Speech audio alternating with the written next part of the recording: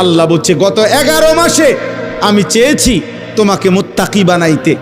আমি 11 মাস ধরে বলছি ইত্তাকুল্লাহ ইত্তাকুল্লাহ ইত্তাকুল্লাহ, আল্লাহকে ভয় করো, আল্লাহকে ভয় করো, আল্লাহকে ভয় করো, আল্লাহকে ভয় করো। কিন্তু কোনো পাত্তা দিলা না বান্দা, কোনো পাত্তা দিলা না। ঠিক আছে বান্দা যাও, আমি আল্লাহ আবারও দয়া করে সব বাদ দিলাম।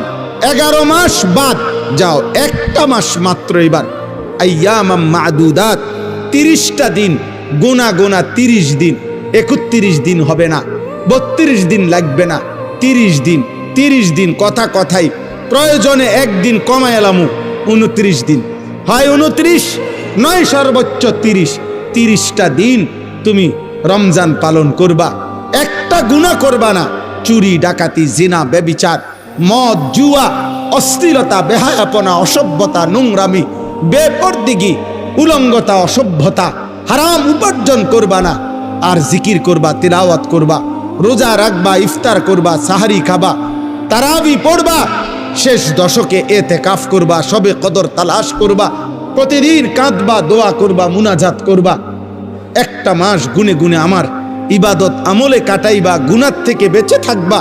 আল্লাহ বলেন আমি 30 দিনেই তোমারে মুত্তাকি বানাইয়া জান্নাতি বানায়।